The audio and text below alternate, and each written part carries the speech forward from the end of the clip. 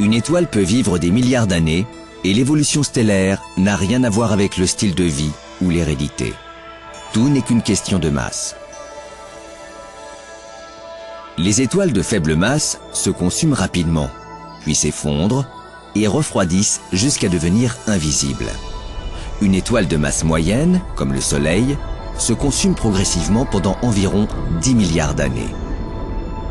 Mais lorsqu'elle se trouve finalement à court d'hydrogène et que les forces de gravitation contractent davantage son noyau, l'étoile s'échauffe et les couches externes subissent une expansion qui balaye les planètes avoisinantes. Finalement, l'étoile éjecte ses couches externes dans l'espace et il ne reste plus qu'un noyau solide et dense appelé naine blanche. C'est la mort de l'étoile.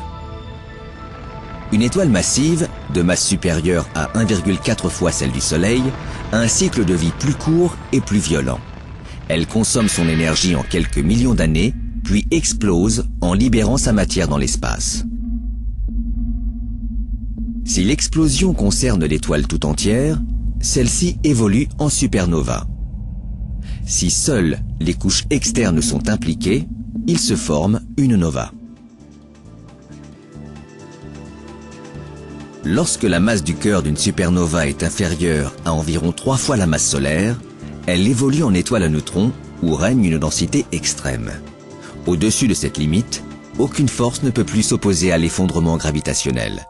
La supernova devient un trou noir. Les trous noirs sont tellement denses que rien, pas même la lumière, ne peut échapper à leur attraction. Toutefois, aussi spectaculaires et dévastatrices que soient les supernovas, elles sont extrêmement rares à l'échelle de l'univers et davantage encore à l'échelle de notre galaxie.